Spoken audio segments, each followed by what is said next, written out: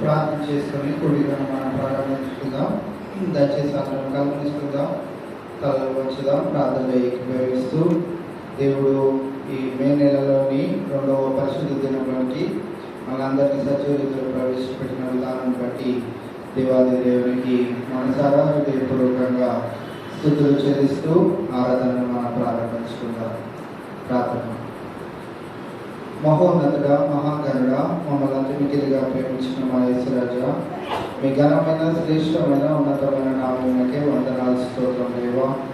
ఈ యొక్క ప్రత్యేకమైన దినాన ఇప్పుడు అడుగుతాను ఆదివారాన ఈ సముఖంలోనికి చేరి మిమ్మల్ని ఆరాధించుకోవటకు మాకు ఇచ్చిన యొక్క మహాభాగ్యాన్ని బట్టి మీకే వందనాలు, స్తుతులు, స్తోత్రం దేవా. నిద్రపోలేనటువంటి ఈ యొక్క ధన్యతను మా సంఘానికి మీరు అనుగ్రహించిన విధానాన్ని బట్టి నీకే వందనాలు, స్తోత్రం ప్రభా. మరి ఈ యొక్క ప్రత్యేకమైన దినాన నేను ఆరాధిస్తూ ఉండగా ఆర్భాటముతోనూ ప్రధాన దూత శబ్దంతోనూ ప్రభా నేను ఆరాధించుటకు మీ యొక్క సహాయం అనుగ్రహించమని ప్రార్థన చేస్తాను దేవా. ఈ యొక్క ప్రత్యేకమైన దినాన చేస్తున్న ప్రతి ఒక్క ప్రభా మరి ఆరాధన క్రమంలో మీరు తోడుగుండండి, సహాయం అనుగ్రహించండి. మీ పరిశుద్ధాత్మ శక్తితో నింపుదలతో ప్రభా మరి యొక్క ఆరాధన జరుగునట్లు మీ యొక్క సహాయం దయచేయండి. మీ యొక్క సన్నిధి మా మధ్యన ఉండునట్లు కూడా మీ యొక్క సహాయం అనుగ్రహించమని ప్రార్థన చేస్తాను దేవా. వీరి రీతిగా మరి చేయవలసిన బిడ్డలను బట్టి నీకే వందనాలు, స్తోత్రం దేవా. ఇంకా మార్గ మధ్యంలో ఉండి నీ మందిరానికి రావాలని ఆసక్తితో ఉన్న బిడ్డలు కూడా సకాలంలో చేయగలగా నీ మందిరానికి నడిపించి మీ అందరం కలిసి నేను ఆరాధించి నేను మహింపరిచి నేను గమపరిచే వారిగా మీ యొక్క సహాయాన్ని మాకు అందరికీ దయచేయమని ప్రార్థన చేస్తూ ఈ ప్రార్థన ప్రభు యేసు నామములో అడిగి వేడుకుంటున్నాం మా తండ్రి. మా మధ్యలో బిడ్డలు వచ్చే పాటలు పాడి దేవుడు మహింపరచవలసిందిగా కోరుతున్నాం. స్తోత్రం చెల్లింపును స్తుతి స్తోత్రం చెల్లింపును స్తోత్రం చెల్లింతుము స్తుతి స్తోత్రం చెల్లింతుము యేసునాథుని మేలులు తలచి స్తోత్రం చెల్లింతుము స్తుతి స్తోత్రం చెల్లింతుము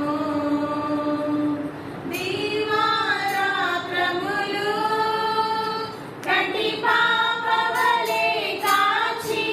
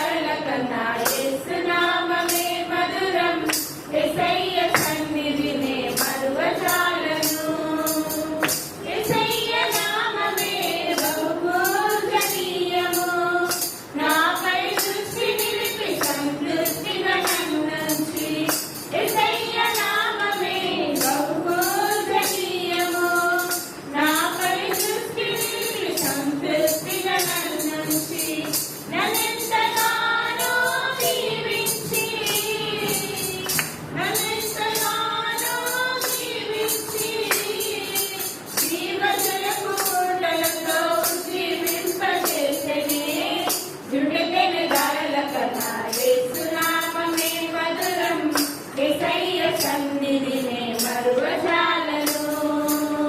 దుర్గతిని ధరల కన్నా యేసు నామమే మధురం, యేసయ్య సన్నిధినే మరువజాలను. యేసయ్య నామమే బలమైన దుర్గము, నా తోడై నిలిచి క్షేమముగా నన్ను గాచి. యేసయ్య నామమే బలమైన దుర్గము, నా తోడై నిలిచి క్షేమముగా నన్ను గాచి. నన్నెంతగానో కరుణించి, నన్నెంతగానో కరుణించి, పవిత్ర కీర్తనాలతో ప్రేమింపజేసెనే. యుద్ధకైన ధరల కన్నా యేసు నామమే మధురం, యేసయ్య సన్నిధినే మరువజాలను. యుద్ధకైన ధరల కన్నా యేసు నామమే మధురం, యేసయ్య సన్నిధినే మరువజాలను. యేసయ్య నామమే పరిమళ తైలము, నాలో నివసించి సువాసనగా నన్ను మార్చి. యేసయ్య నామమే పరిమళ తైలము, నాలో నివసించి సువాసనగా నన్ను మార్చి. నన్నెంతగానో ప్రేమించి, నన్నెంతగానో ప్రేమించి, ప్రియోత్సవాలతో ఊరేగింపజేసెనే. యుద్ధకైన ధరల కన్నా యేసు నామమే మధురం, యేసయ్య సన్నిధినే మరువజాలను. యుద్ధకైన ధరల కన్నా యేసు నామమే మధురం, యేసయ్య సన్నిధినే మరువజాలను.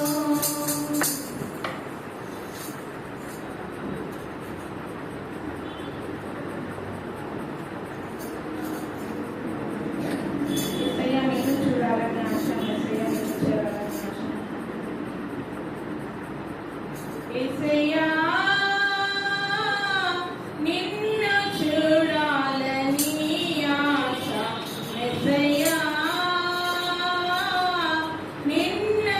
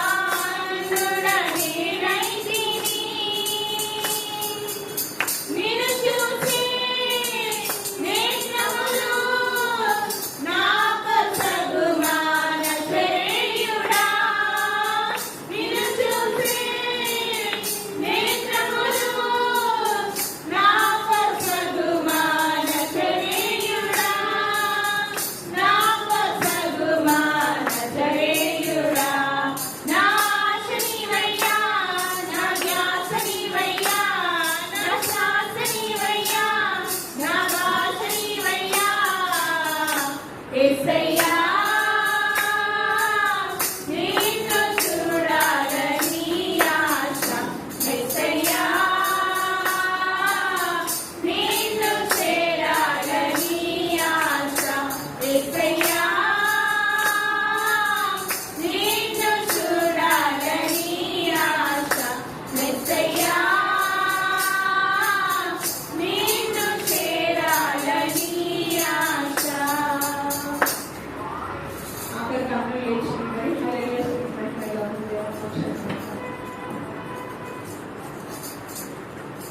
హల్లెలూయా స్తుతి మహిమ ఎల్లప్పుడూ దేవునికి చెదము. హల్లెలూయా స్తుతి మహిమ ఎల్లప్పుడూ దేవునికి చెదము. ఆహా హల్లెలూయా హల్లెలూయా హల్లెలూయా ఆహా హల్లెలూయా హల్లెలూయా హల్లెలూయా హల్లెలూయా స్తుతి మహిమ ఎల్లప్పుడూ దేవునికి చెదము. హల్లెలూయా స్తుతి మహిమ ఎల్లప్పుడూ దేవునికి చెదము. అల సైన్యములకు అధిపతి అయిన ఆ దేవుని స్తుతించెదము. అల సైన్యములకు అధిపతి అయిన ఆ దేవుని స్తుతించెదము. అలసాంగములను దాటించిన ఆ యెహోవాను స్తుతించెదము. అలసాంగములను దాటించిన ఆ యెహోవాను స్తుతించెదము. హల్లెలూయా స్తుతి మహిమ ఎల్లప్పుడూ దేవునికి చెదము. హల్లెలూయా స్తుతి మహిమ ఎల్లప్పుడూ దేవునికి చెదము. ఆకాశము నుండి వానలు పంపిన దేవుని స్తుతించెదము. ఆకాశము నుండి వానలు పంపిన దేవుని స్తుతించెదము. గగన నుండి మధుర జలములు పంపిన యెహోవాను స్తుతించెదము. గగన నుండి మధుర జలములు పంపిన యెహోవాను స్తుతించెదము. హల్లెలూయా స్తుతి మహిమ ఎల్లప్పుడూ దేవునికి చెదము. హల్లెలూయా స్తుతి మహిమ ఎల్లప్పుడూ దేవునికి చెదము. ఆహా హల్లెలూయా హల్లెలూయా హల్లెలూయా ఆహా హల్లెలూయా హల్లెలూయా హల్లెలూయా హల్లెలూయా స్తుతి మహిమ ఎల్లప్పుడూ దేవునికి చెదము. హల్లెలూయా స్తుతి మహిమ ఎల్లప్పుడూ దేవునికి చెదము.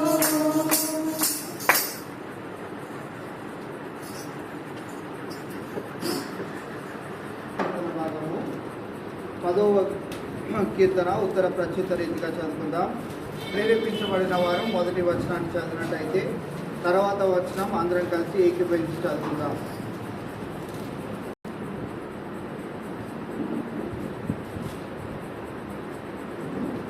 యెహోవా, నీవెందుకు దూరముగా ఉంటున్నావు? ఆపత్కాలంలో నీవెందుకు దాగి ఉన్నావు?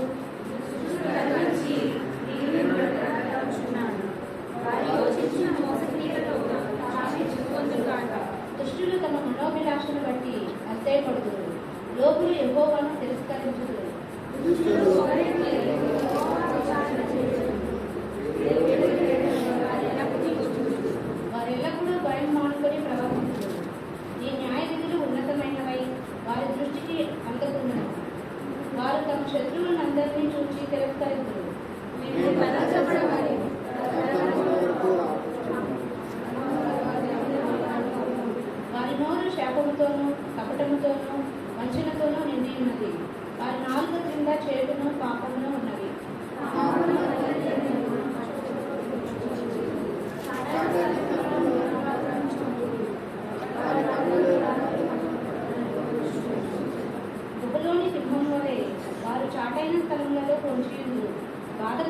వారిని పట్టుకొని పొంచియుందురు. బాధపడు వారిని తమ వలలోనికి లాగి పట్టుకుందురు.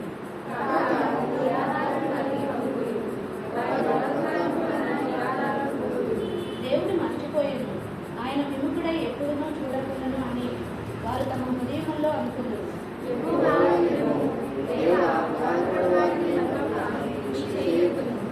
దుష్టులు దేవుని తృణీకరించుట ఎలా? నీకు విచారణ చేయమని వారు తమ హృదయములో అనుకునుట ఎలా?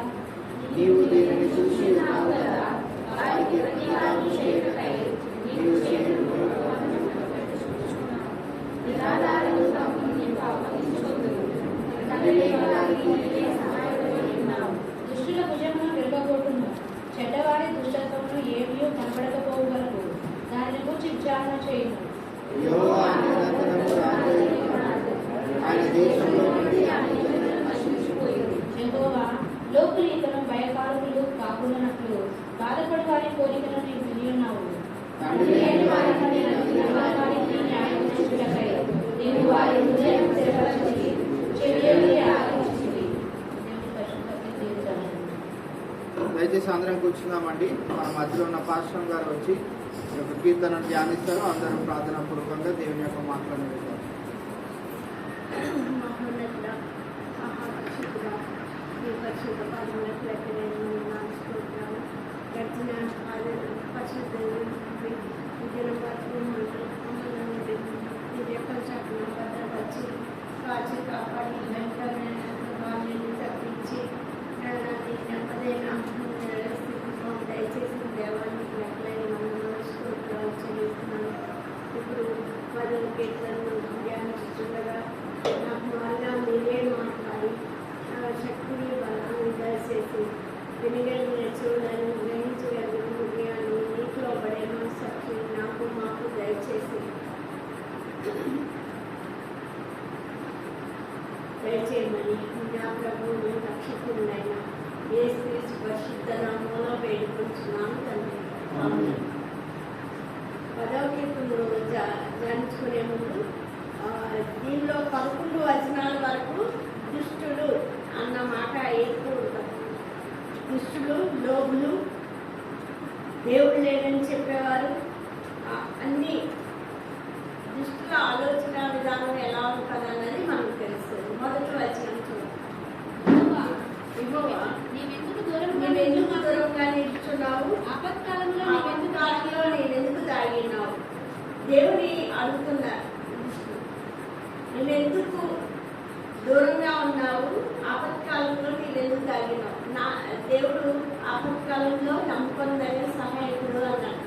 కానీ ఆయన దాక్కున్నాడు అనేసి ఈ దుష్టులు అంటున్నారు. దుష్టుడు గర్వించి దీనిని బలిగా కనిపించున్నాడు. వారి యోచించిన మోసంలో తామే చిక్కుకోరు. ఇలా వాడి ఆలోచన విధానం ఇలా ఉంది. 3వ వచనం దుష్టులు తమ మనోభిలాషను బట్టి అతిశయపడుతురు, లోకులు యెహోవాను తిరస్కరించుదురు. 4, 5 కూడా. దుష్టులు పొగరెక్కి యెహోవా విచారణ చేయడనుకొందురు. దేవుడు లేడని వారెల్లప్పుడూ యోచించెదరు. వారెల్లప్పుడూ భయం మానుకొని ప్రవర్తించుదురు. ఈ న్యాయ విధులు ఉన్నతమైనవై వారి దృష్టికి అందకుండును. వారు తమ శత్రువులందరినీ చూచి తిరస్కరించురు. దుష్టుల, లోబుల, దేవుడు లేడని అనుకునే వారి స్వభావం ఎలా ఉంటుందో ఈ వచనాల్లో ఉంది. తర్వాత 6 నుంచి 11 వరకు చదువు. మేము కదల్చబడము, తరతరముల వరకు ఆపద చూడము అని వారు తమ హృదయములో అనుకొందురు. వారి నోరు శాపముతోనూ కపటముతోనూ వంచనతోనూ నిండి ఉన్నది. వారి నాలుక క్రింద చేటును పాపమును ఉన్నవి. తామున్న కదలేందరి మాటు చోటులలో కొంచియుందురు. చాటైన స్థలములలో నిరపరాధులను చంపుదురు. వారి కన్నులు నిరాధారులను పట్టుకోవాలని కొంచెం చూచును. గుహలోని సింహం వలె వారు చాటైన స్థలములలో కొంచియుందురు. బాధపడు వారిని పట్టుకొని కొంచియుందురు. బాధపడు వారిని తమ వలలోనికి లాగి పట్టుకొందురు. కాగా నిరాధారులు నలిగి మండుదురు. వారి బలాత్కారము వలన నిరాధారులు కూలుదురు. దేవుడు మర్చిపోయాను, ఆయన విలుపుడై ఎప్పుడూ చూడుకోనని వారు తమ హృదయంలో అనుకుంది. దుష్టులు, లోబులు, దేవుడు లేడని చెప్పుకునేవారు వాళ్ళందరూ మర్చిపోయాడు. ఆయన వింపై మమ్మల్ని అస్సలు పట్టించుకోకుండా అసలు చూడకుండా ఉన్నాడని తమ హృదయాల్లో అనుకుంటున్నారు. కానీ దేవుడిని దావీదు అంటున్నాడు, యెహోవా 11:12 వచనంలో, యెహోవా నేను దేవా బాధపడు వారిని మరువక నీ చెయ్యి ఎత్తు. దేవుని మరలా ప్రార్థన చేస్తున్నాను. దుష్టులు లోబులు దేవుడు లేదని చెప్పుకునే వారి ఆలోచన అలా ఉన్నా దావీదు ఎవరు నమ్మాడు? యెహోవాను నమ్మాడు కనుక దేవునికే ప్రార్థన చేస్తున్నాను. యెహోవాలేమో దేవా బాధపడి వారిని మరువక నీ చేయదు. దుష్టులు దేవుని తృణీకరించి చేయాలా?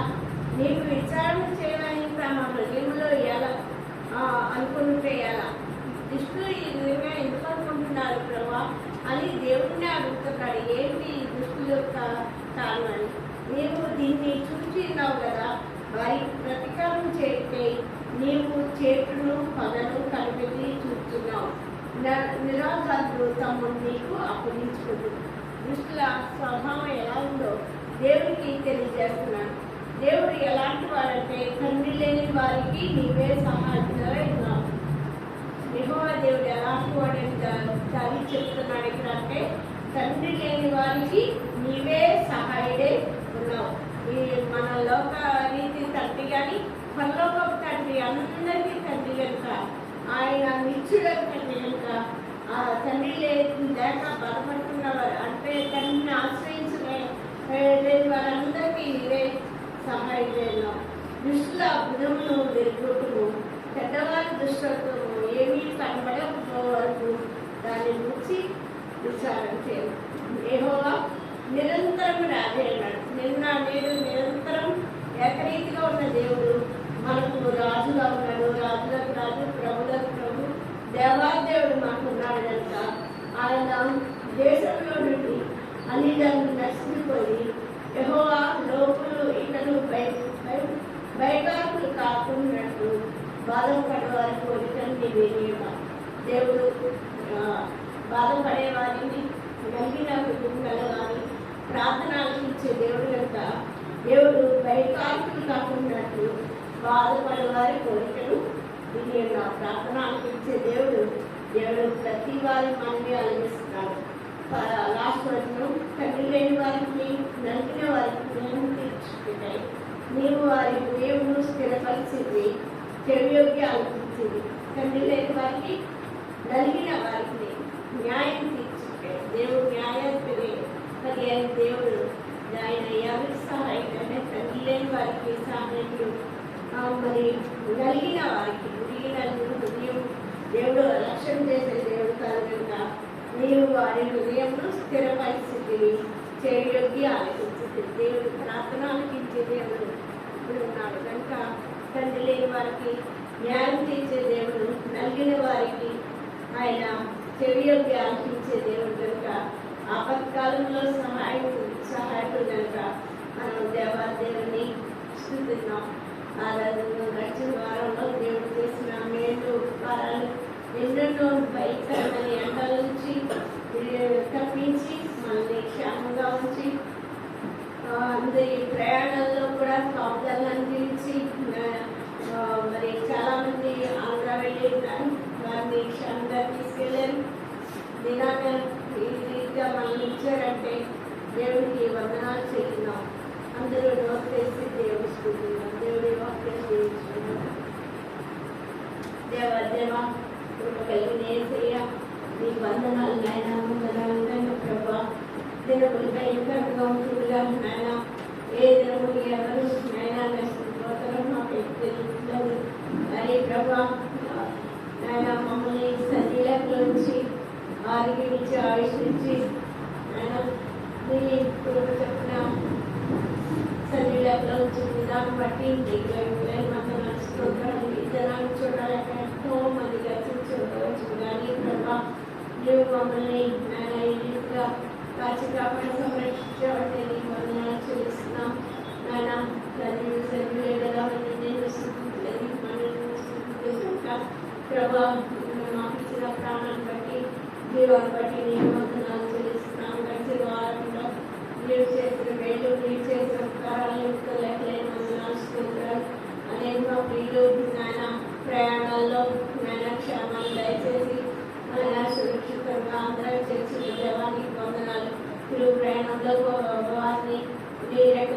భద్రపరిచి క్షేమంగా తీసుకురామని ప్రార్థన చేస్తున్నాను. మా వేళ చూపిన అత్యధికమైన స్తోత్రాలు. మమ్మల్ని చెవు కావాల్సిన దేవాన్ని వందనాలు. ఇష్ట మనసుతో మేము ఉండక దేవుడు లేదని వారు దేవుడు అనుకునే వారి కనుక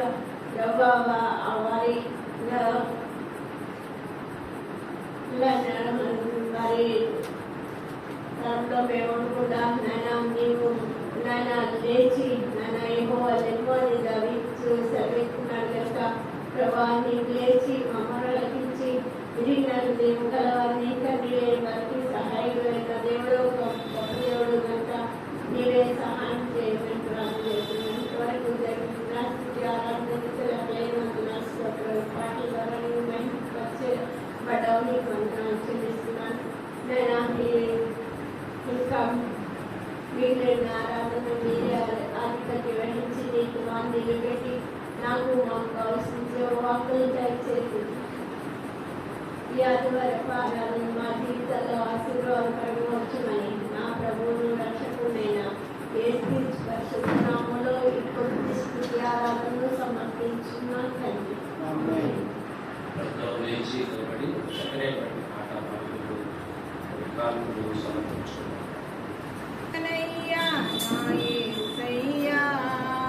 నీవు చేసిన మేలులకై నేనేమనయ్యా నా యేసయ్యా, నీవు చేసిన మేలులకై నిన్ను గూర్చి లోకమంత చాటనా, ఊపిరియున్నంత వరకు పాడనా, నిన్ను గూర్చి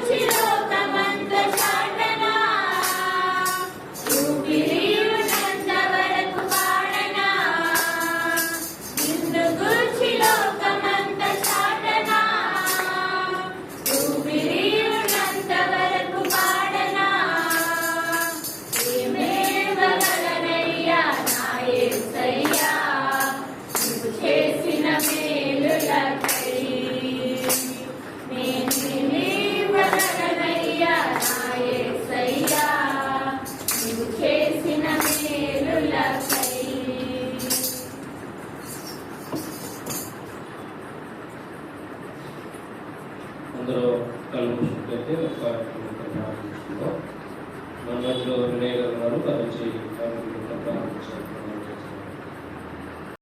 చేసుకుందాం. మహాపరిశుద్ధుడు మహాగణుడు మా ప్రియపల్లి తండ్రి, ఈ పరిశుద్ధమైన ఘనమైన నామమును బట్టి నీ కొందనాలు స్తోత్రాలు చెల్లించిన ప్రభావ పెట్టిన పరిశుద్ధ దినము నుండి అయా ఈ పరిశుద్ధ దినం వరకు ప్రభావ మమ్మల్ని మా కుటుంబాన్ని మా సంఘాన్ని అయా నువ్వు బలపరిచి ప్రభావాన్ని సేవ పరిచయలో ముందుకు నడిపించిన విధానాన్ని బట్టి మీ కొందనాలు స్తోత్రాలు చెల్లించుకుంటున్నాం. అయా ఈ పరిశుద్ధ దినంలో ప్రభావ నీ సన్నిధిలో పాలు పొందులకొని నిన్ను స్తుతించడానికి, నిన్ను మహిమపరచడానికి, నిన్ను కనపరచడానికి ప్రభావ ఇచ్చిన గొప్ప ధన్యతను బట్టి మీ కొందనాలు స్తోత్రాలు చెల్లించుకుంటున్నాం. విశ్వాసాలను నిలబెట్టుకున్న ప్రభావ కీర్తన ద్వారా నువ్వు నాయన మాతో మాట్లాడిన ప్రతి మాటను బట్టి కూడా మీ కొందనాలు స్తోత్రాలు చెల్లించుకుంటున్నాం. అయ్యా మరి ఈ సమయంలో ప్రభువ నాయన కానుకలు మీ సన్నిధిలో ప్రార్థిస్తున్నాం ప్రభువ.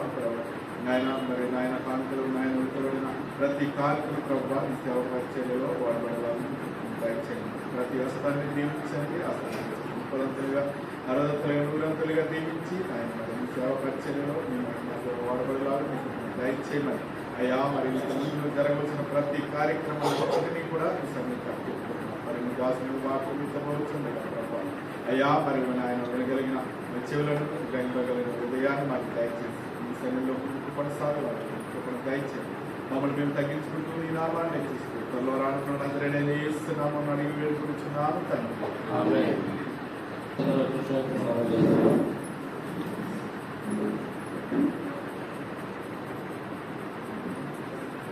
వారు ప్రార్థనగా ఉంటామని పాస్టర్ గారు ప్రార్థన వినిపిస్తారు. అది కూడా ఈరోజు ఆరాధనలో పాటలు పాడుతున్నప్పుడు డ్రమ్ చేయి వాయించట్లేదు కదండి. దానికి కారణం ఏంటంటే మన ఎదురుగా రమణారావు గారని ఈ ఏరియాలోనే చాలా సంవత్సరాల నుంచి వారు ఉంటా ఉన్నారు. అనుకోని రీత్యా నిన్న ఉదయకాల సమయంలో వారు మరణించడం జరిగింది. మరి వారి కుమారుడు విదేశాల్లో ఉన్నారు, వారు అక్కడి నుంచి రావడం జరుగుతూ ఉన్నది. కావున వారి యొక్క దేహము షామీర్పేట్ మార్చిలో పెట్టడం జరిగింది. సో వారికి ఇన్ని సంవత్సరాల నుంచి వారు మనల్ని భరిస్తూ ఉన్నారు. దానికి మనము వారిని గౌరవిస్తూ ఈరోజున వాయిద్యాలు వాయించొద్దు అని ఒక తీర్మానము సంఘ పెద్దలు మేము తీసుకొని అటు రీతిగా మరి ఈరోజు ఆరాధన జరిగిస్తున్నాము. కనుక ఎవరికైనా ఈరోజు ఆరాధన ఇబ్బందికరంగా ఉన్నా కానీ మరి యొక్క మనవిని మీరు అందరూ గమనించి అంగీకరించాలని మీకు తెలియజేస్తా ఉన్నాం. అంతేగాని ఇంకా ఏ ఉద్దేశం లేదండి.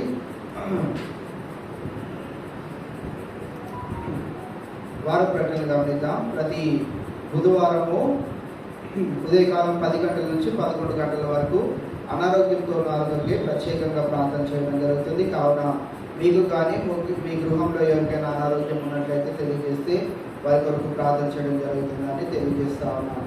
అలాగే ప్రతి శుక్రవారం మరి ఉదయము 10 గంటల నుంచి 11:30 గంటల వరకు స్త్రీల కూడిక ఉంటుంది. స్త్రీలైనటువంటి వారు ఆ కూడికకి రావాలని మీకు మనం చేస్తా ఉన్నాం. మరి గడిచిన వారంలో మరి శంకర్రావు గారి యొక్క కుమారుని యొక్క వివాహము మంచిర్యాల ప్రాంతంలో జరిగింది.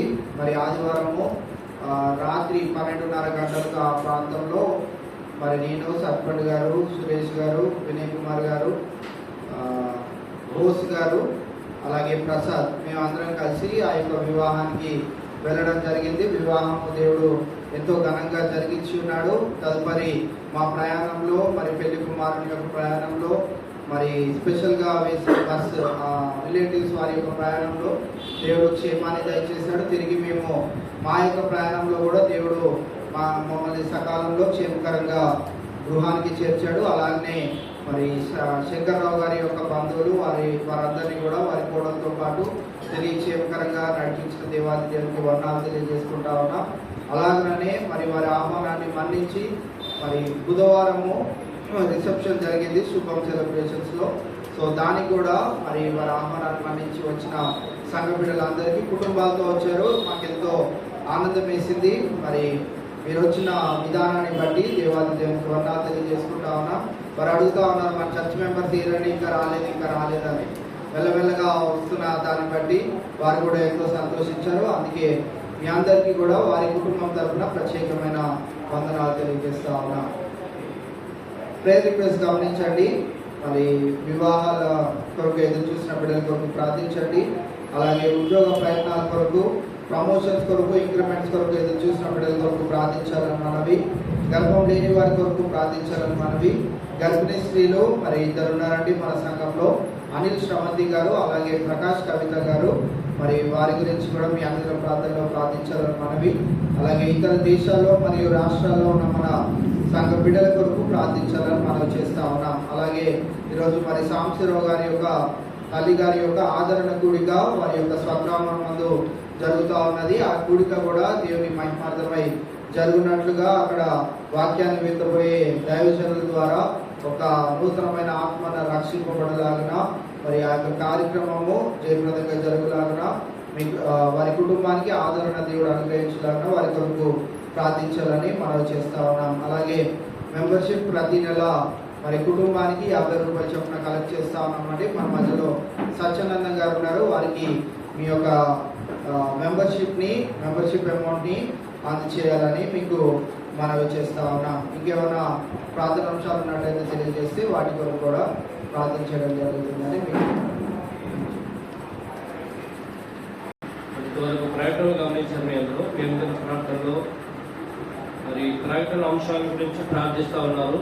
అందుని బట్టి నయాలలో కానీ లేకపోతే ప్రతి విషయంలో కానీ అనారోగ్యంతో బాధపడుతున్న బిడ్డల గురించి కానీ, అలాగే సండే స్కూల్ బిడ్డల గురించి కానీ, అలాగే ప్రార్థన అంశాలు ఎవరైతే చెప్పి ఉన్నారో అందరి గురించి ప్రార్థన చేస్తున్న విధానం బట్టి మీకు మరి అసలు సంఘం తరఫున మా యొక్క ధన్యవాదాలు తెలుపుకుంటా ఉన్నాం. అలాగే ఇంకా ప్రార్థన అవసరం ఉన్నాయి కాబట్టి ఇంకా ప్రార్థించండి అని మనం చేస్తాము. అలాగే ఇంకెవరైనా సాక్ష్యం పంచుకోవాలని ఆలోచన ఉంటే సమయాన్ని ఇవ్వబడుతుంది, వారు వచ్చి సాక్ష్యం పంచుకోవాలన్నారు. ఏంటంటే ప్రాముఖ్యమైన అంశాలకు మనం వెళ్ళబోతా ఉన్నాం. మనందరం లేచి నిలబడి దేవుని యొక్క వెలుగుని, దేవుని యొక్క ప్రకాశాన్ని, దేవుని యొక్క శక్తిని మన మధ్యలో ఉంచాలిగా మనమందరం కూడా ఏకాత్మతో దేవుని నామాన్ని గణపడతాం. పేరెంట్ వర్షం జరిపించుకుందాం. మన మధ్యలో సుమని అండ్ వినయ్ గారు ఉన్నారు, వారు వచ్చి జరిపిస్తారు. అందరూ కూడా వారితో ఏకీపించి మన దేవుని ఆ యొక్క నామాన్ని మన మధ్యలోకి, ఆ వెలుగు మన మధ్యలోకి వచ్చేలాగా అందరూ కూడా ఏకీపిద్దాం. మన మధ్యలో దేవుని యొక్క సందేశాన్ని, దేవుని యొక్క వర్తమానాన్ని అందించడానికి యవన బిడ్డగా మరి జాన్మోరి గారు మన మధ్యలో ఉన్నారు. వారిని మరి దేవుడు అభిషేకించి వారిని వాడుకుంటున్న విధానానికి వందనాలు. శక్తితో మరి వారి పలకొచ్చినట్టు మాటలు దేవుడే పలికించమని మనమందరం కూడా మరి మనసులో ప్రార్థిస్తూ మరి ఈ నామాన్ని గణపరచమని మనందరం వేడుకుంటూ మరి ప్రభు చిత్రం చెప్పిన జాన్మోరి గారికి సమయాన్ని అందజేస్తాము. జీవనదిని నా హృదయంలో ప్రవహింపచేయమయ్యా. అందరూ కలమెత్తి దేవుని ఆరాధించుకుంటాం. జీవనదిని నా హృదయములో ప్రవహింపచేయుమయ్యా. యేసయ్యా జీవనదిని నా హృదయములో ప్రవహింపచేయుమయ్యా.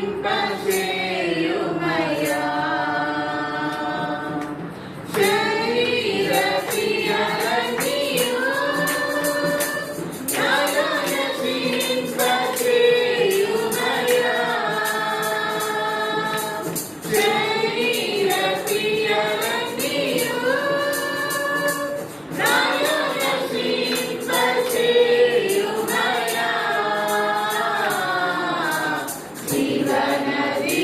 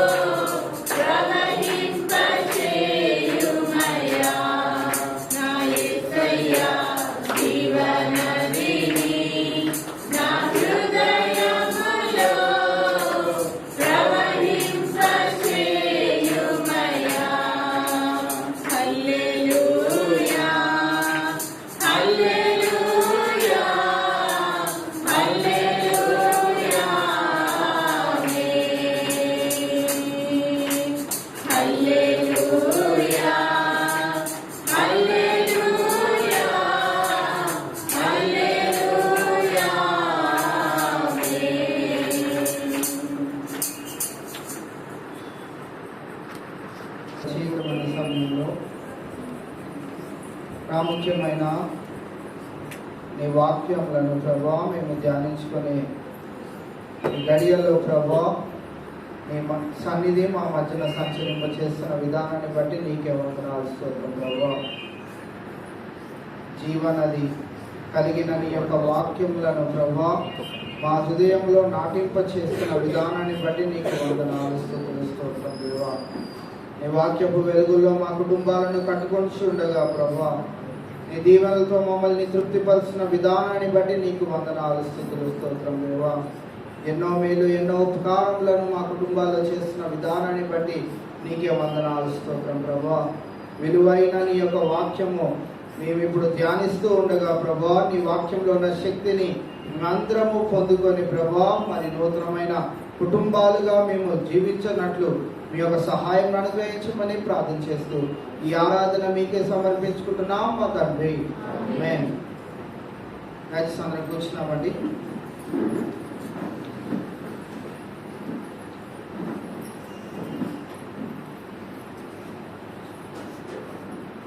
చేరి వచ్చిన తల్లులందరికీ ఈరోజు మదర్స్ డే శుభాకాంక్షలు తెలియజేస్తా ఉన్నా. అప్పుడు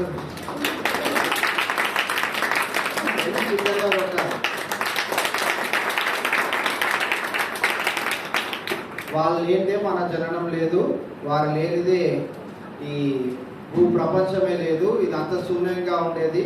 దేవుడు వాటి రీతి ధన్యత మరి తల్లులైనటువంటి వారికి అనుగ్రహించాడు. అందుని బట్టి వారికి ప్రత్యేకమైన వందనాలు మా కుటుంబం తరఫున కూడా తెలియజేస్తా ఉన్నా. ఇది నా మరి ఒక మెసేజ్ ప్రిపేర్ అయ్యాను, కానీ మళ్ళీ మార్నింగే గుర్తొచ్చింది, ఈరోజు మదర్స్ డే కదా, సరే మదర్స్ గురించి కొన్ని విషయాలను తెలియచేద్దాము అని దేవుడు ప్రేరేపించగా ఆ మాటలను మీకు మీ ఎదుటకు తీసుకురావాలని నేను ఆశపడతా ఉన్నా.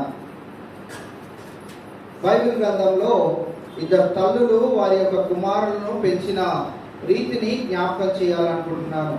ఈ రోజున మనం గమనించినట్లయితే చాలా మంది తల్లులు వారి యొక్క పిల్లలను పెంచే విధానము చాలా గృహాల్లో జరిగేది. ఎవరైనా ఇంట్లో పిల్లలు వెళ్ళి ధైర్యంగా ఏదన్నా చెప్పగలిగేది ఎవరికి చెప్పండి? తల్లికే చెప్పగలుగుతారు. తల్లికి చెప్పడం కూడా కాదు, ఆర్డర్ వేయగలుగుతారు. తండ్రి దగ్గరికి వెళ్ళి ఏం చేయగలుగుతారు? నోరు కూడా తెరవలేరు.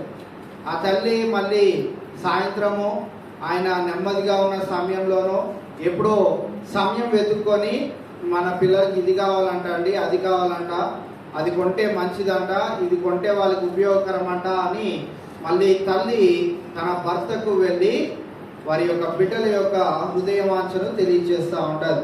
ఈ రోజున మనం గమనించినట్లయితే ఇద్దరు తల్లులు వారి యొక్క కుమారుల్ని రాజులుగా చేయగలిగారు, కానీ రాజులుగా తయారైన ఆ కుమారులు వారి యొక్క తల్లి పెంపకాలను బట్టి వారు ఎలాంటి మార్గములను ఎంచుకున్నారో ఇది నాలా మనం ధ్యానించుకొని ఉన్నాం. 2 అధ్యాయాలు పక్కపక్కనే ఉంటాయి. ఆ అధ్యాయాలు కూడా ఇద్దరు రాజులు వారి యొక్క రాజ్యాన్ని ఎలాగ పరిపాలించారో, దేవునికి ఎలాంటి జీవితాన్ని వారు సమర్పించుకున్నారో తెలియచేస్తూ ఉంటారు. ఈ రోజున మనం గమనించినట్లయితే 2వ రాజుల గ్రంథము 21వ అధ్యాయము మొదటి 6 వచనాలు కనుక మనం గమనించినట్లయితే అక్కడ మనష్షే అనే ఒక రాజు మనకు కనిపిస్తూ ఉంటాడు.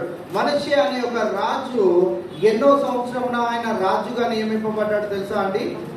12 ఏళ్ళు వాడైనప్పుడు, బాలుడుగా 12 ఏళ్ళ వాడైనప్పుడు మనష్షే యూదాకు రాజుగా నియమింపబడ్డం మనం చూస్తా ఉన్నాం.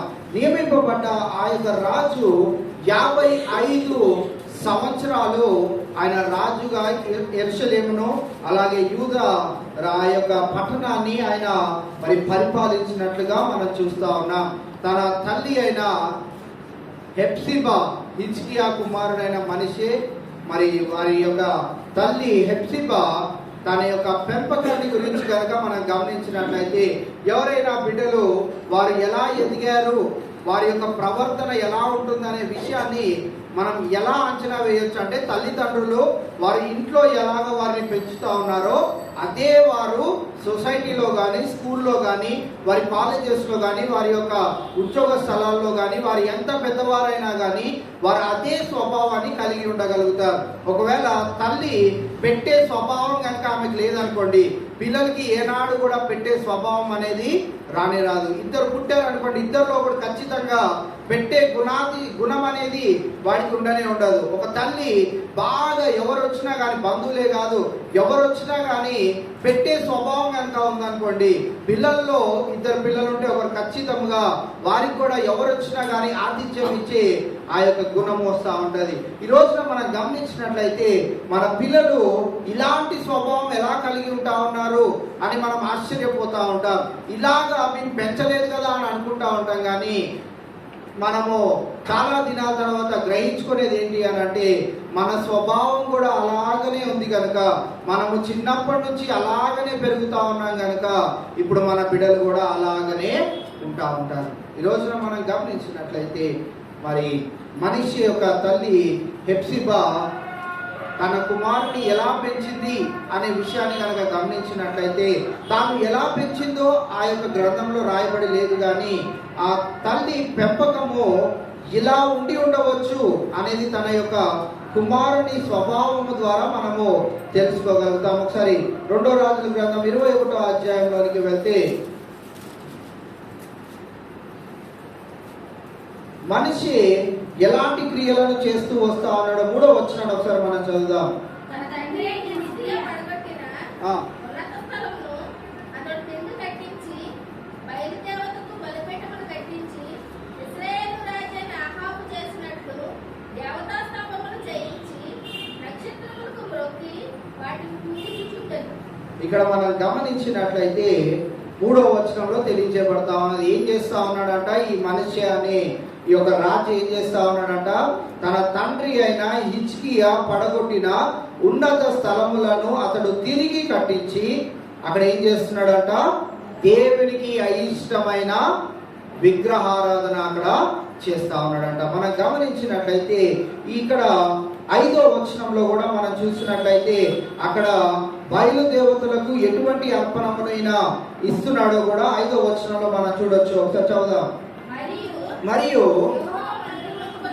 యెహోవా మందిరమునకున్న 2 సాలలలో ఆకాశ సమూహములకు అతడు బలిపీఠములను కట్టించెను.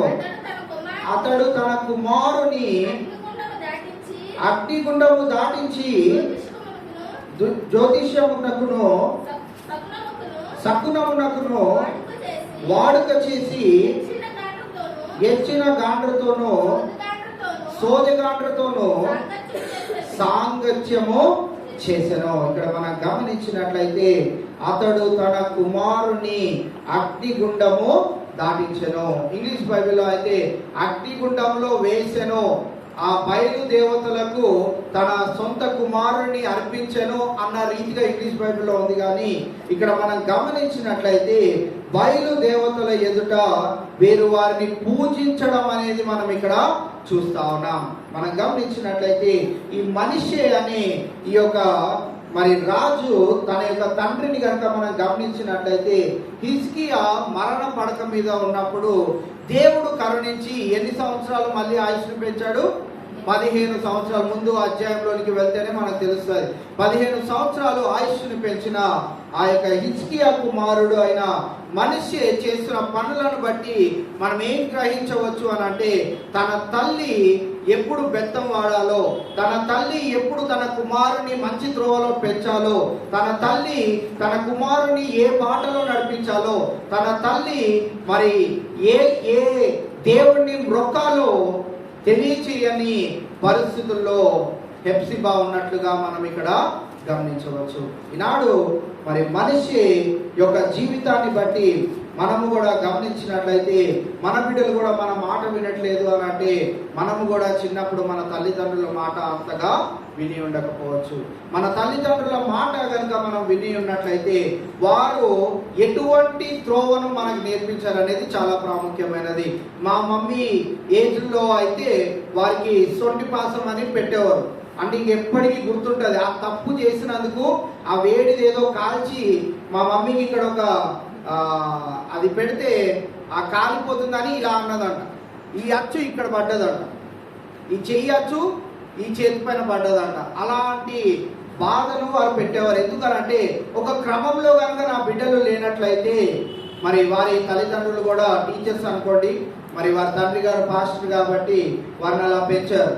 మనం గమనించినట్లయితే మా వయసుకు వచ్చేటప్పటికి మా వయసులో మా తల్లి మమ్మల్ని కొడుతూనే పెంచింది. అంటే నన్ను ఎప్పుడు కొట్టలేదు అనుకోండి, కానీ మా అక్కల్ని బాగా కొట్టేదని వారు చెప్తా ఉంటారు.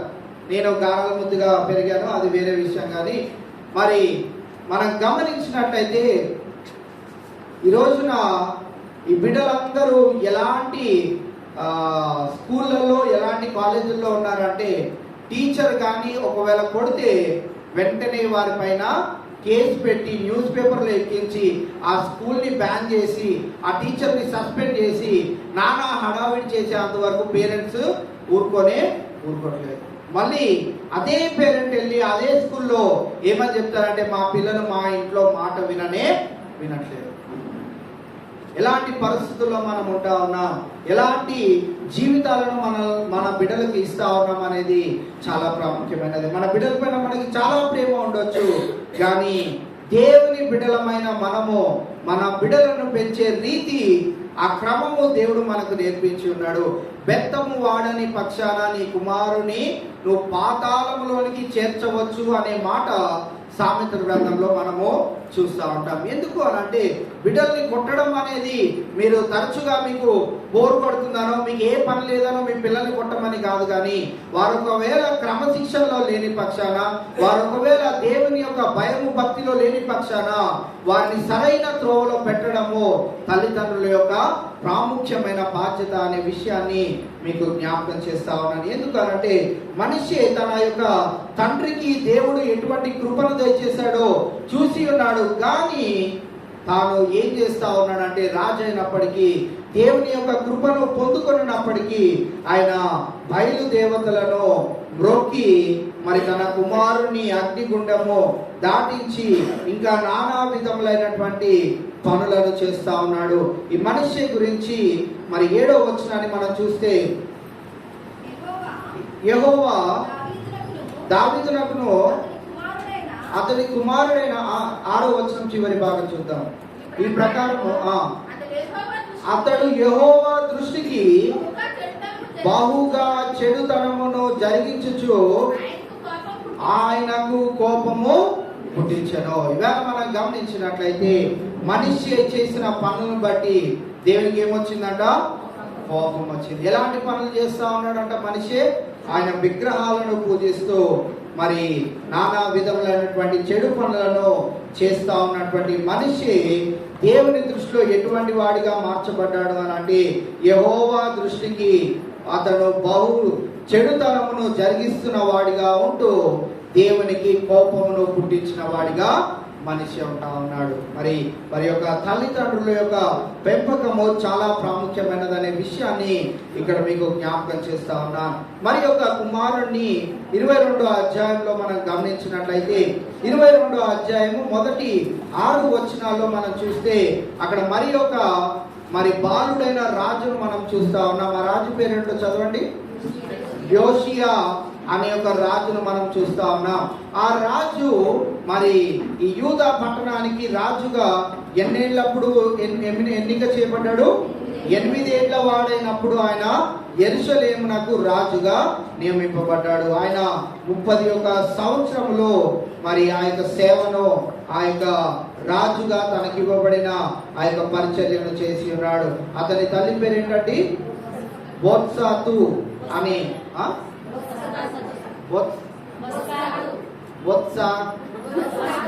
బొత్సాతు.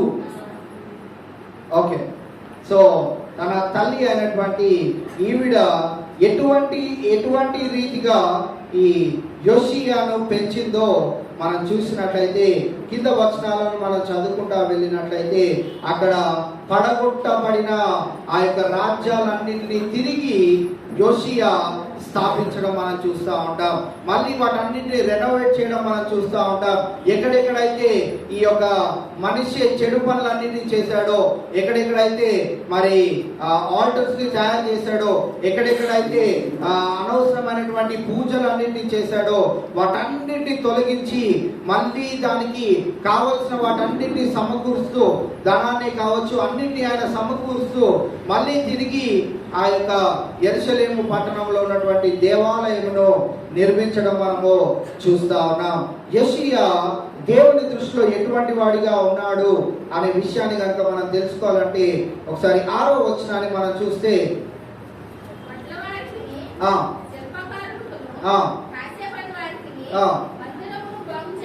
మందిరమును బాగు చేయుటకై రాణులనేమి చెక్కిన రాళ్ళనేమి కొనుటకును ఇవ్వవలననియు తెలియజెప్పెను. ఆ అధికారులు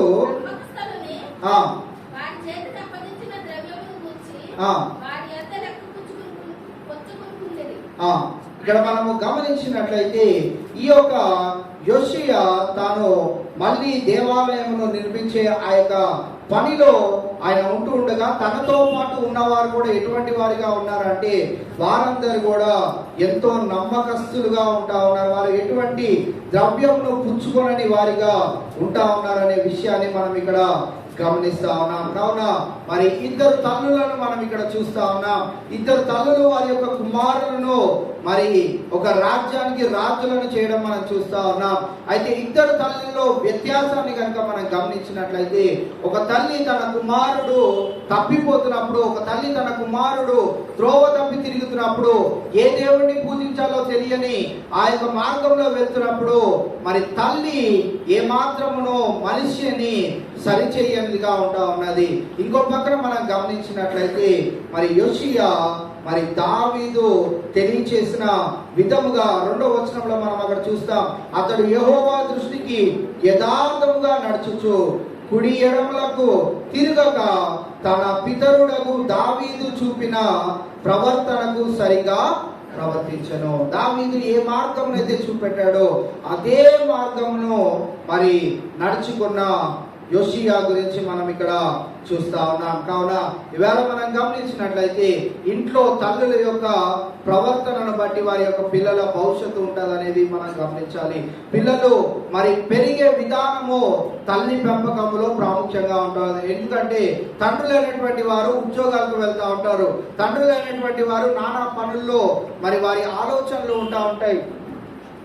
అయితే మనం గమనించినట్లయితే తల్లులైనటువంటి వారు చాలా మటుకు వారి గృహాల్లో ఉంటూ వారు పిల్లలకు చాలా ప్రైవసీని ఇస్తూ ఉంటారు.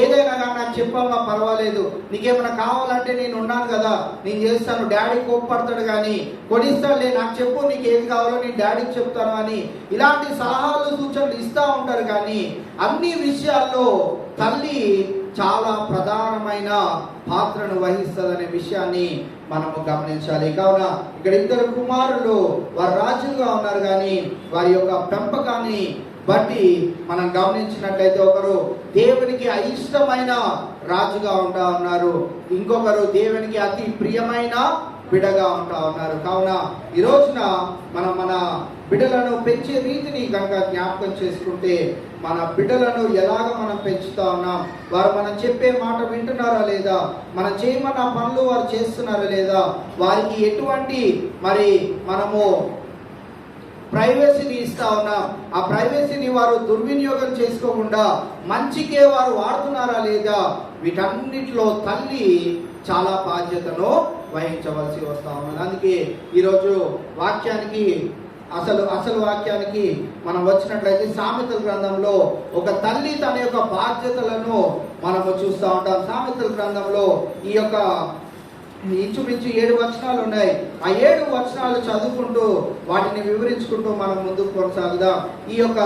ఈరోజు మరి వాక్యానికి కనుక టైటిల్ ఏదైనా ఉందా అంటే ఏ మోడల్ మదర్, మాదిరికరమైన తల్లి ఎలా ఉండాలనేది బైబిల్ గ్రంథంలో నుంచి మనం చూస్తూ ముందుకు కొనసాగుదాం. సామెతల గ్రంథం 31వ అధ్యాయము 25వ వచనం నుండి చివరి లాస్ట్ పార్ట్ 25వ వచనం నుండి 31వ వచనం వరకు ఈరోజు మనం ధ్యానించుకున్నాం. ఒక్కొక్క వచనాన్ని మనం చదువుకుంటూ ముందుకు కొనసాగుదాం. బలమును ఘనతయు ఆమెకు వస్త్రములు, ఆమె రాబో కాలము విషయమై నిర్భయముగా ఉండును. మనం గమనించినట్లయితే చాలా మంది సరదాగా తల్లులు డబ్బులు దాచిపెట్టే విధానాన్ని తెలియజేస్తూ ఉంటారు. పోపు డబ్బాల్లో, ఉప్పు డబ్బాల్లో, బీరువాల కింద, లేకుంటే బీరువాల లోపల, చీరల కింద, మంచాల కింద, బెడ్ల కింద, నానా ప్రదేశాల్లో తల్లి తన యొక్క డబ్బులను, ద్రవ్యమును అక్కడక్కడ దాస్తూ ఉంటుంది. ఎలాంటి పరిస్థితులు వస్తాయో మనకు తెలియదు, ఎలాంటి సమయంలో ఇది ఉపయోగపడుతుందో తెలియదు. నా బిడ్డలు అడిగినప్పుడు ఒకవేళ భర్త దగ్గర లేని పక్షాన నేను ఇచ్చేదానిగా ఉండాలి, ఎప్పుడు కూడా నా భర్త తక్కువ వాడిగా కాకూడదు అని తల్లి నానా విధాలైనటువంటి ప్రయత్నాలను చేస్తూ ఉంటుంది. ఇక్కడ అలాంటి తల్లి గురించి ఏమని తెలియజేయబడతా ఉన్నదంటే బలమును ఘనతయు ఆమెకు వస్త్రములు, ఆమె రాబో కాలము విషయమై నిబ్బరముగా ఉండును. అటువంటి తల్లిని కనుక మనం గమనించినట్లయితే రాబోయే నెల ఒకవేళ తన భర్తకు జీతం రాని పక్షాన కూడా తన భార్య చేసిన ఆ యొక్క మరి పనిని బట్టి వారు నిర్భయముగా ముందుకు కొనసాగే రీతిగా ఉంటారు. మనం గమనించినట్లయితే ఈ రోజుల్లో అయితే అలాంటిది ఏమి మనం చూడని రోజుల్లో ఉంటా ఉన్నాం. ఎలాంటి పోపు డబ్బాల్లో ఎలాంటి తల్లి దాచట్లేదు, అన్ని అకౌంట్లోనే ఉంటున్నాయి. అన్ని అకౌంట్లో నుంచి పిల్లలకి ట్రాన్స్ఫర్ కొట్టడమే. ఎందుకంటే ఇంటర్ వచ్చేటప్పటికి ఫోన్లు ఇచ్చేస్తా ఉన్నాం కనుక ఇంటర్ వచ్చేటప్పటికి ఫోన్ పే, గూగుల్ పే అన్ని అలాంటి వాటిల్లోనే వెళ్ళిపోతా ఉన్నాయి. ఏది దాచుకునేది లేదు, తండ్రికి చెప్పే అవసరం కూడా లేదు ఈ రోజుల్లో తల్లి. ఎందుకంటే ప్రతి తల్లి డిమాండ్ చేసి మరి నా అకౌంట్లో కొంచెం డబ్బులు వేయాలంటుంది, నా ఖర్చులకి వాటికి వీటికి కావాలని అడుగుతా ఉన్నది. లోకం మనం గమనించినట్లయితే చాలా ఫాస్ట్ ఫార్వర్డ్గా ఉంటా ఉన్నది. ఏ పోపు డబ్బాల్లో కూడా ఏ తల్లి ఈ రోజుల్లో దాచిపెట్టట్లేదు, అంతా అకౌంట్ ట్రాన్స్ఫర్. వారి హిస్టరీలో చూస్తే మీకు తెలుస్తుంది తల్లి దగ్గర అసలు ఎంత ధనం ఉంది, ఎంత ఖర్చు పెడతా ఉన్నదని. నాకు క్రెడిట్ కార్డ్ కావాలంటే తల్లి సెపరేట్గా, నువ్వు లేనప్పుడు నేను ఖర్చు పెట్టుకోవడానికి కావాలంటే. ఇలాంటి రోజుల్లో మనం ఉంటూ ఉండగా సామెతల గ్రంథంలో నుంచి ఈ భాగాన్ని మనం చదువుతున్నాం.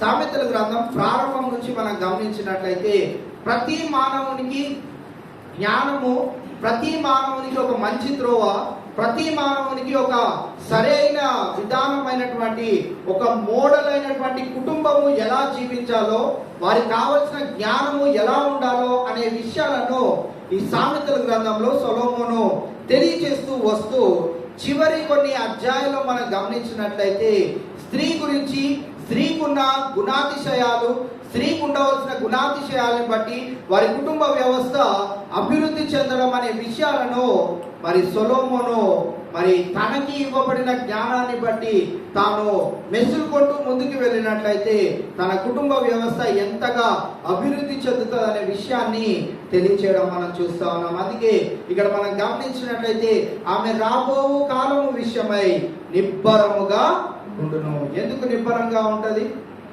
ఎవరైనా కానీ నిబ్బరంగా ఎప్పుడు ఉంటారండి?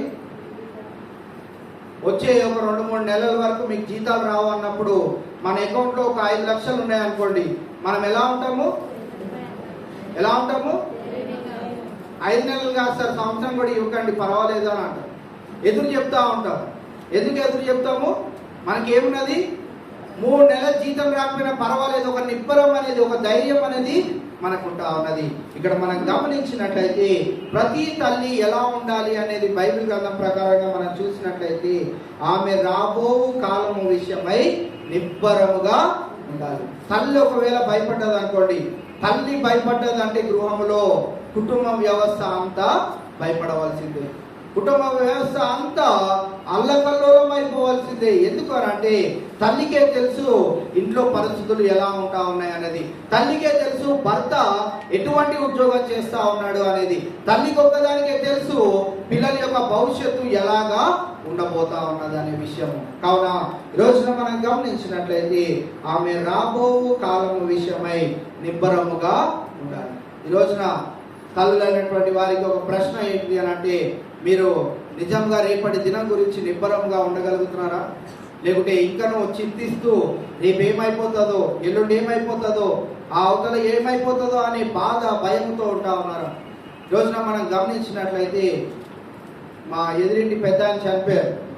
ఆయన చనిపోవడము గమనించినట్లయితే వాళ్ళ భార్యకు ఒక్క పని కూడా రాదు. ఇంట్లో పనులు, బయట మొక్కలకి నీళ్ళు తప్పితే ఇంకో పని రాదు. మహా అయితే నేను చూడటము, పాల ప్యాకెట్ వెళ్ళి తెచ్చుకోలేదు అంతే. ఆరోగ్యంగా ఉంది కానీ ఆయన తన కళ్ళ ముందే కుప్పకూలిపోయి అక్కడే మరణించాడు. మరణించిన వెంటనే ఆమె ఏం చేయాలో తెలియని నిస్సహాయమైన పరిస్థితిలో ఉంటా ఉన్నది. మా మమ్మీ పలకరించడానికి వెళ్తే ఒక 2 గంటలు కూర్చోబెట్టుకుంది. మా అక్క వాళ్ళు సాయంత్రము వెళ్తే ఒక 3-4 గంటలు వాళ్ళ దగ్గరే కూర్చోవాల్సి వచ్చింది. ఏం చేస్తుందో అర్థం కావట్లేదు, ఏమీ తోచని నిస్సహాయమైన పరిస్థితుల్లో ఉంటా ఉన్నది. ఎందుకనంటే రేపటి గురించి ఈయన ఎక్కడికి పోతాడులే, ఈయన ఇంకో 100 సంవత్సరాలు బ్రతికేస్తాడు అన్న రీతిగా ఆవిడ ఆలోచనలు ఉంటా ఉన్నాయి కనుక రేపటి గురించి ఆవిడ ఏమీ ఆలోచించకుండా ఇన్ని సంవత్సరాలు గడిపేసింది. నిబ్బరము కలిగిన తల్లి చాలా ప్రాముఖ్యమైనది.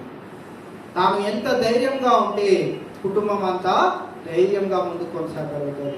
రేపటి దినము గురించి మరి తల్లి ఏమాత్రము భయము, ఆందోళన అనేది లేకుండా జీవించగలిగింది అని అంటే వారి కుటుంబం ఎంతో సంతోషంగా, ఎటువంటి అనారోగ్య పరిస్థితులకు గురి కాకుండా, ఎటువంటి టెన్షన్స్కి వారు గురి కాకుండా వారు సుఖవంతమైన జీవితాన్ని ముందుకు కొనసాగించగలుగుతారు. అందుకే ఇక్కడ పై మాట రాయబడి ఉన్నది ఏంటి అనంట, బలమును ఘనతయు ఆమెకు వస్త్రములు. ఇంట్లో అందరూ కుప్పకూలిపోయినా కానీ, అందరికి అనారోగ్య పరిస్థితులు వచ్చినా కానీ, తల్లి కూడా అనారోగ్య పరిస్థితిలో ఉన్నా కానీ ఆవిడ లేచి మరి కుటుంబం మొత్తానికి కావాల్సినదంతయు చేయగలుగుతుంది. అటువంటి గొప్ప ధన్యత, అటువంటి గొప్ప శక్తి దేవుడు వారికి అనుగ్రహించాడు. అందుకే ఇక్కడ మనం గమనించినట్లయితే బలమును ఘనతయు ఆమెకు వస్త్రములు, ఆమె రాబో కాలము విషయమై నిబ్బరముగా ఉండును. ఈ రోజున మీరు ఎవరైనా రేపటి గురించి చింతిస్తున్నట్లయితే ఈరోజు వాక్యాన్ని బట్టి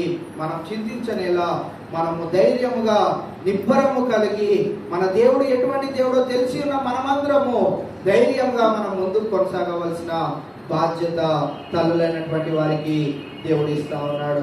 రెండోదిగా మనం గమనించినట్లయితే జ్ఞానము కలిగి తన నోరు తెరుచును, కృపగల ఉపదేశము ఆమె బోధించును. ఈ మాట మీరందరూ చాలా జాగ్రత్తగా గమనించాలి.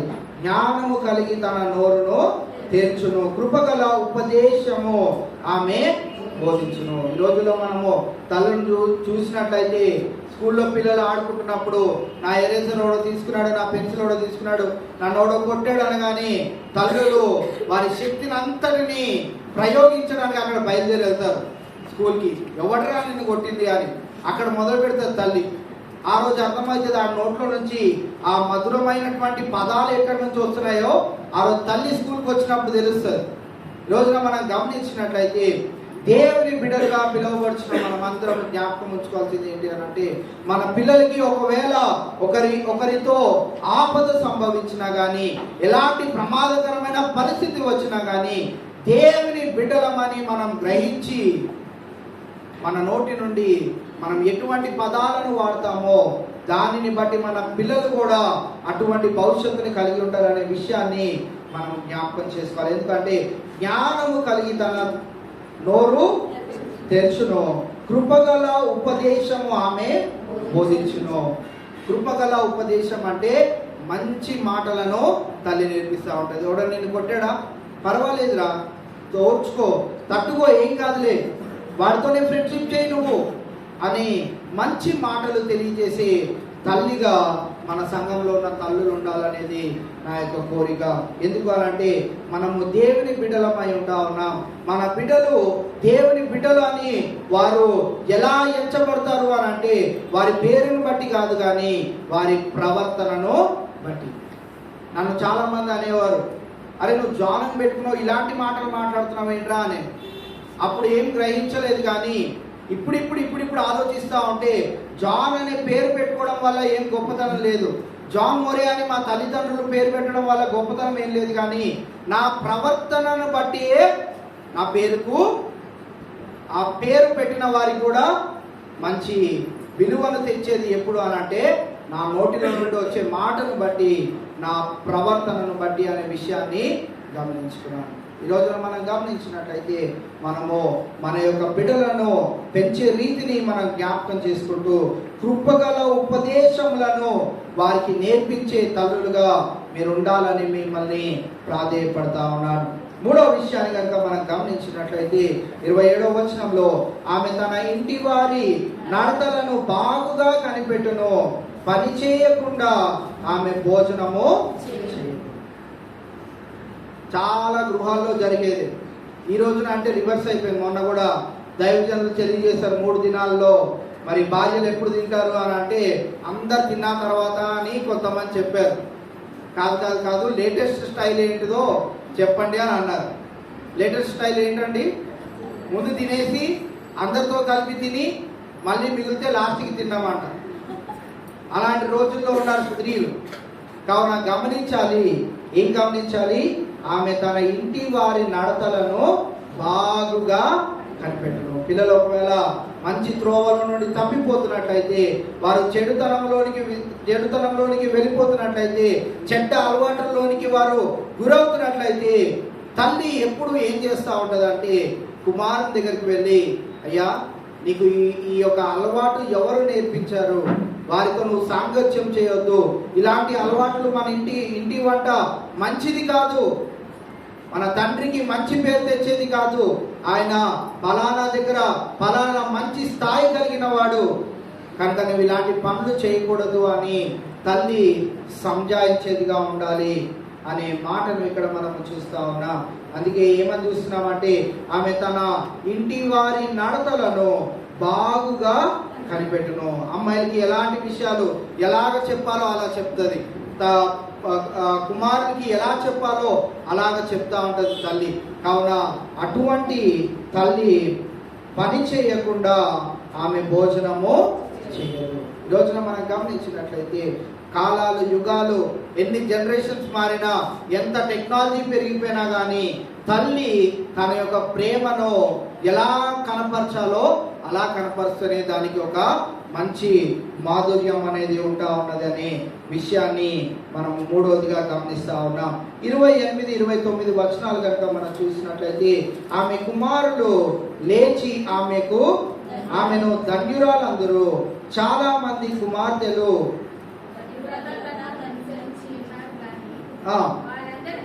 వారందరినీ నీవు మించిన దానవని ఆమె పెనిమిటి ఆమెను పొగుడును. ఇక్కడ మనం గమనించినట్లయితే ఇక్కడ కుమారులు ఏం చేస్తారంట, నీ అంత ధన్యురాలు మాకు ఎవరు లేరు.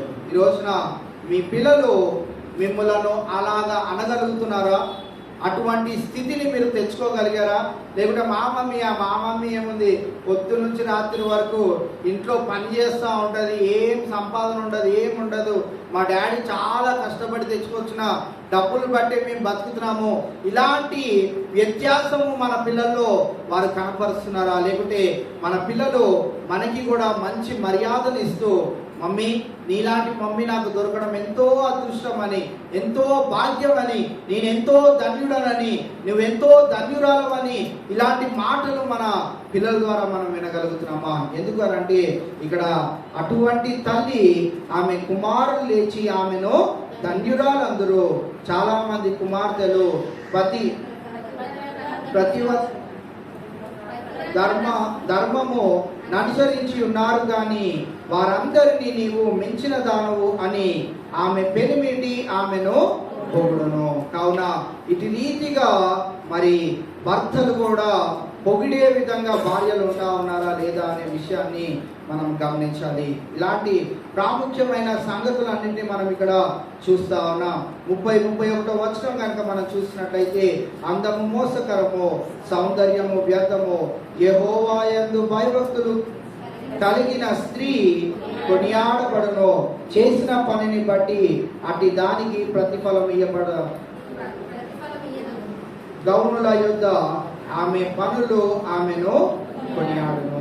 కావున ఈ రోజున మనం గమనించినట్లయితే ఈ 31వ అధ్యాయం అంతా కూడా మీకు చదివి ఓపిక ఉంటే ఇంటికి వెళ్ళి చదవండి.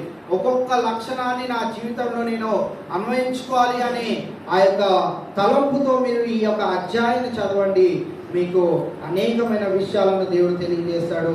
అందుకే ఇక్కడ 30వ వచనంలో ఏం తెలియజేయబడుతుందంటే, యెహోవా యందు భయభక్తులు కలిగిన స్త్రీ కొనియాడబడను. అన్నిటికంటే ప్రాముఖ్యమైనది ఏంటి అని అంటే, యోషేయ యొక్క తల్లి యెహోవా యందు భయభక్తులు కలిగి ఉన్నది కనుకనే తన కుమారుని కూడా యెహోవా యందు భయభక్తులు కలిగి ఉండేటట్లే మరి దేవునికి ఇష్టమైన కుమారునిగా రాజుగా మరి తన తల్లి పెంచినట్లుగా మనం చూస్తా ఉన్నాం. మెషియా యొక్క తల్లిని కనుక మనం గమనించినట్లయితే తన స్వభావాన్ని బట్టి తన తల్లి తనను ఎలా పెంచిందో కూడా మనం గమనించగలుగుతున్నాం. కావున యెహోవా యందు భయభక్తులు కలిగిన స్త్రీ ఎక్కడ ఉన్నా కానీ కొనియాడబడుతుంది. అటువంటి తల్లి నాకుంటే బాగుండు అని ఒకరు అనుకోవద్దు, కానీ మనము కూడా అటువంటి ప్రవర్తనను కలిగి మనము కూడా మొదటి జామున లేచి మన బిడ్డల కొరకు ప్రాధేయపడి ప్రయాసపడి ప్రార్థన చేసేవారిగా ఉన్నప్పుడు దేవుడు వారికి మంచి త్రోవలను నేర్పిస్తూ ఉంటాడు. మనం నేర్పిస్తే కొన్నిసార్లు మన పిల్లలు నేర్చుకోవడానికి ఇష్టపడరు. అటువంటి సమయాల్లో మన బిడ్డలను మన దేవుడి చేతుల్లోనికి మన బిడ్డలను అప్పచెప్పినప్పుడు వారికి ఎటువంటి త్రోవ మంచిదో దేవుడే నేర్పిస్తూ ఉంటాడు. కావున మరి విశేషముగా ఈ యొక్క 25వ అధ్యాయం నుంచి వచనం నుండి 31వ వచనంలో ప్రాముఖ్యమైన విషయం ఏంటిది అని అంటే, యెహోవా యందు భయభక్తులు కలిగి ఉండాలి. అందుకే 128వ అధ్యాయంలో మనం చూస్తే, యెహోవా యందు భయభక్తులు కలిగిన వారు ఇలాగూ ఆశీర్వదింపబడును. ఎలాగ ఆశీర్వదింపబడతారు? పైన ఆ అధ్యాయం అంతా చదువుకొని కింద కూడా మనం చూసినట్లయితే నిశ్చయముగా నీవు నీ చేతుల కష్టార్జితం అనుభవించదవు, నీవు ధన్యుడవు, నీ లోగిట నీ భార్య ఫలించు ద్రాక్షావళి వలె నుండును, నీ పిల్లలు ఒలీవ మొక్కల వలె నుందురు అని ఆ మాటలన్నిటి తర్వాత దేవుని యొక్క ఆశీర్వాదము నిత్యము శాశ్వత కాలము ఉంటుంది అనే విషయాన్ని కూడా 128వ కీర్తనలో మనం గమనిస్తూ ఉంటాం. కావున ఇవాళ మనము మదర్స్ డే సెలబ్రేట్ చేసుకుంటూ ఉండగా తల్లి అయినటువంటి వారు మరి విశేషంగా మీ బిడ్డల్ని పెంచే రీతిలో మరి ఎలాగా మనం పెంచుతా ఉన్నాం, వారికి గారాబం నేర్పిస్తున్నట్లయితే ఖచ్చితంగా రేపటి దినాన వారు ఏం చేసినా కానీ దాన్ని కూడా తట్టుకునే శక్తి మీకు ఉండాలి. ఎటువంటి త్రోవల్లోకి వెళ్ళిపోయినా తట్టుకునే శక్తి మీకు ఉండాలి. కావున మనం గమనించినట్లయితే బీటెక్ కాలేజెస్ అన్నీ ఎలా ఉంటా ఉన్నాయని అంటే నా ఎక్స్పీరియన్స్ మీకు చాలాసార్లు షేర్ చేశాను. ఎలాంటి ఎక్స్పీరియన్సెస్ అంటే మా కాలేజ్ బయటే ఆ ఊర్లో ఒక షాప్ ఉంటుంది. ఆ ఊర్లో మధ్యాహ్నం నుంచి సాయంత్రం వరకు సమోసా వేసేవారు. సమోసాతో పాటు వారికి పెద్ద బిజినెస్ ఏదంటే సమోసా కంటే పెద్ద బిజినెస్ ఏదంటే సిగరెట్స్. మా ఫ్రెండ్స్ని ఎవరైనా సమోసా తిందాం రండ్రా అంటే డబ్బులు లేవనేవాడు. వాడే 5 నిమిషాల తర్వాత వెళ్ళి ఒక సిగరెట్ కొనుక్కునేవాడు. 15 రూపాయలు, 12 రూపాయలు, 15 రూపాయలు. సమోసా 10 రూపాయలు. ఎవడు కూడా సమోసా తినడానికి ఇష్టపడేవాడు కాదు. నేను ఒకవేళ సిగరెట్ తాగుతానంటే నాకు ఇప్పించేవాళ్ళు బోల్డ్ మంది. ఫ్రీగా రోజు తాగుతానన్నా ఇప్పించేవాళ్ళు బోల్డ్ మంది. మందు తాగుతానంటే ప్రతి వారానికి 2-3 సార్లు పిలిచేవారు. అలాంటి త్రోవల్లోకి ఒకవేళ వెళ్ళిపోవాలనుకుంటే నన్ను ఎవరు అడిగేది కూడా లేదు. ఎందుకనంటే ఆ కాలేజ్ నుంచి బయలుదేరి వచ్చేటప్పటికి సాయంత్రం అయ్యేది కనుక అన్నీ ఓ సెంటర్ ఫ్రెష్ వేసుకొని అందరి ఇళ్లలో కుర్రోళ్ళు వెళ్తున్నట్టే సెంటర్ ఫ్రెష్ ఇది వేసుకొని వెళ్ళిపోవచ్చు. ఈ రోజున మనం గమనించినట్లయితే మన బిడ్డల గురించి మనము ప్రార్థన కనుక వారు బాగానే ఉన్నారు కదా అని మనం ప్రార్థన కనుక విడిచిపెట్టినట్లయితే చాలామంది పిల్లలు 10th క్లాస్ నుంచే డ్రగ్స్కి అలవాటు అయిపోతూ ఉన్నారు. చాలా దారుణమైన రోజుల్లో మనం ఉంటా ఉన్నాం. తల్లి పెంపకము ఎంత ప్రేమగా ఉంటుందో అంతే కఠినముగా, అంతే కఠోరముగా వారు ఒక్కొక్కసారి ఏమైనా అడిగినప్పుడు అవి కొనకుండా నీ కఠినత్వాన్ని కూడా తెలియచేసే తల్లిగా ఉండాలి. ఎప్పుడు ప్రేమనే మనం ఒలగబోసాం అనుకోండి, రేపన్నారు ఈ ప్రేమను వాడు మరి వేరే విధంగా వాడు వాడినట్లయితే ఆ రోజు తలబాదుకొని మనం ఏమీయో చేయలేము. నిస్సహాయమైన స్థితిలోనికి మనము వెళ్ళిపోతాం. దేవుడు కూడా బాగు చేయలేనటువంటి పరిస్థితుల్లోనికి వెళ్ళిపోతాం. కావున దయచేసి మీ బిడ్డలను పెంచే రీతిలో మరి సామెతల గ్రంథంలోనే తెలియచేయబడిన రీతిగా ఆ రిఫరెన్స్ ఎక్కడ ఉందో తెలియదు, కానీ ఆ రిఫరెన్స్ కూడా మీరు జ్ఞాపకం చేసుకొని బెత్తం వాడని ఎడల మీ కుమారులను పాతాళంలోనికి మీరు చేరుస్తారని మాట సామెతల గ్రంథంలోనే ఉంటుంది. కావున బెత్తం వాడాల్సిన సమయంలో బెత్తం వాడండి. ఒకసారి చదవండి.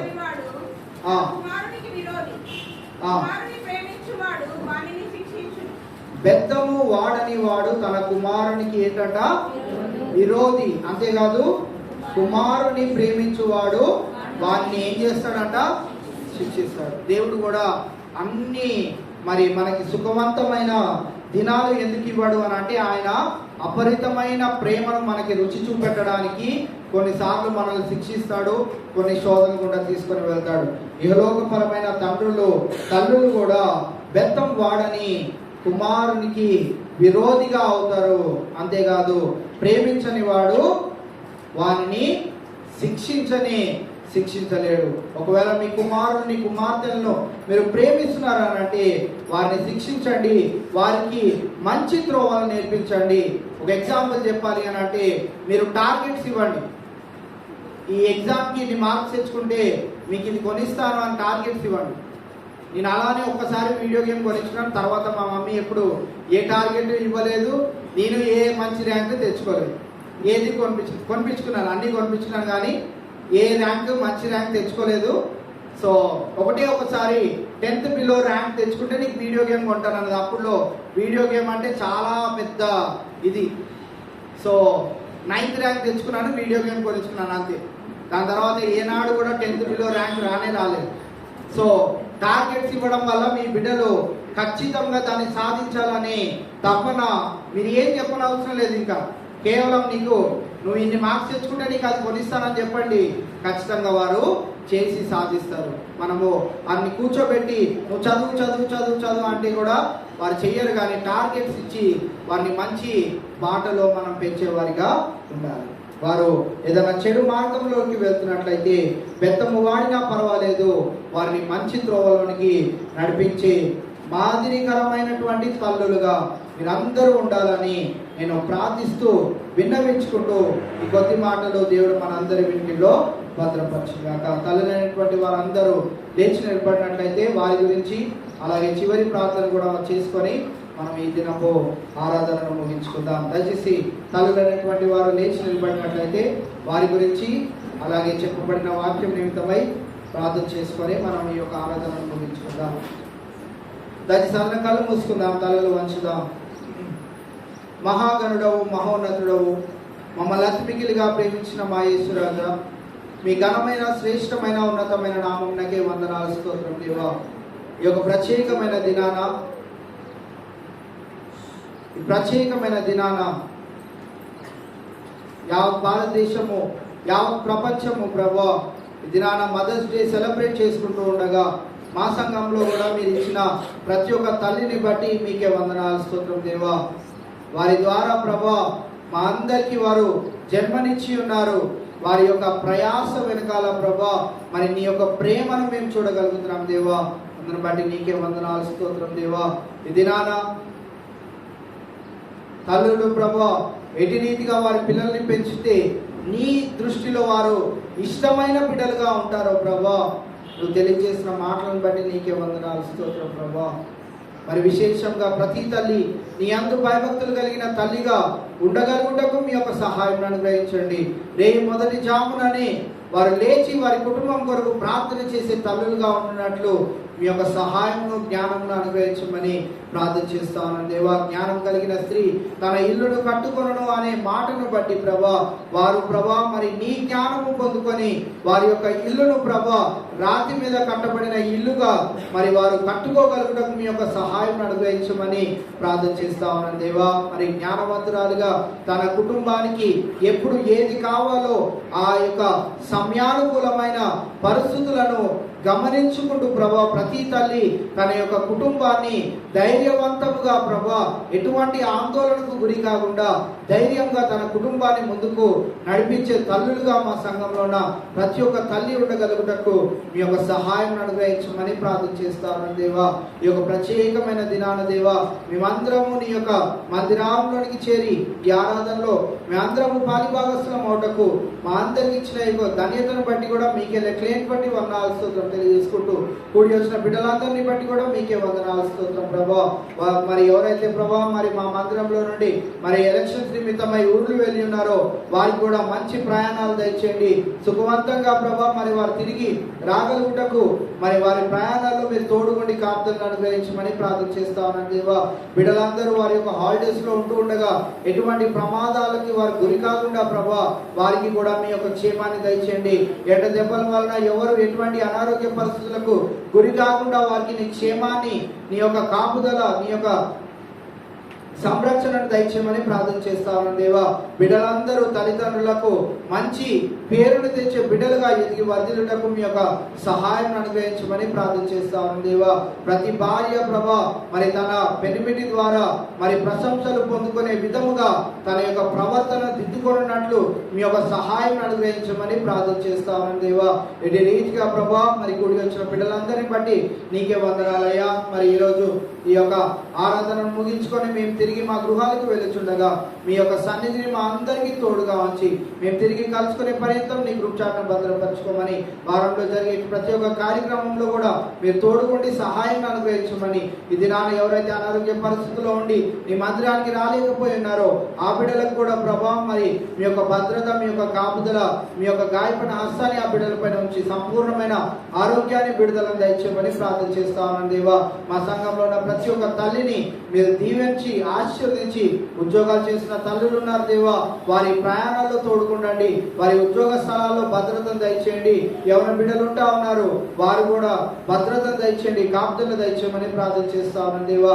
ఇటు రీతిగా మా సంఘంలో ఉన్న ప్రతి ఒక్క స్త్రీ ప్రార్థన చేసే స్త్రీగా మీరు వారిని ఉంచుతున్న విధానాన్ని బట్టి కూడా మీకే లెక్కలేని బట్టి వందనాలు స్తోత్రం తెలియజేసుకుంటూ బిడ్డలు తిరిగి వారి గృహాలకు వెళ్తుండగా మీ సన్నిధిని తోడుగా ఉంచి మీరే మహిమ ఘనత ప్రభావాలు ఆరోపించుకోమని ప్రార్థన చేస్తూ ఈ ప్రార్థన ప్రభు యేసు నామంలో అడిగి వేడుకుంటున్నాం మా తండ్రి.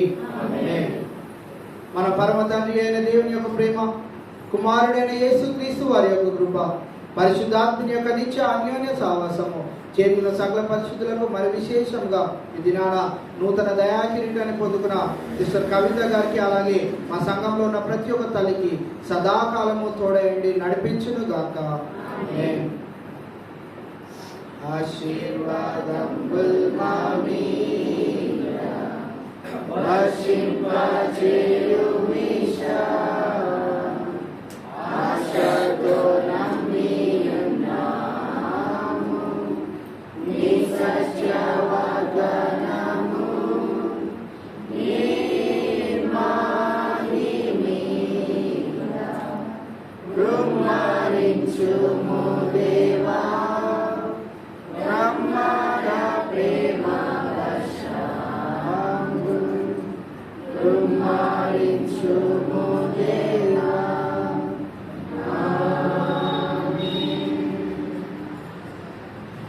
దేవుడు మిమ్మల్ని అందరికీ దీవించి ఆశీర్వదించినాక మరి ఒకసారి మీ అందరికీ హృదయపూర్వక వర్ణాలు తెలియజేస్తాము. చిన్న కార్యక్రమం ఉందండి.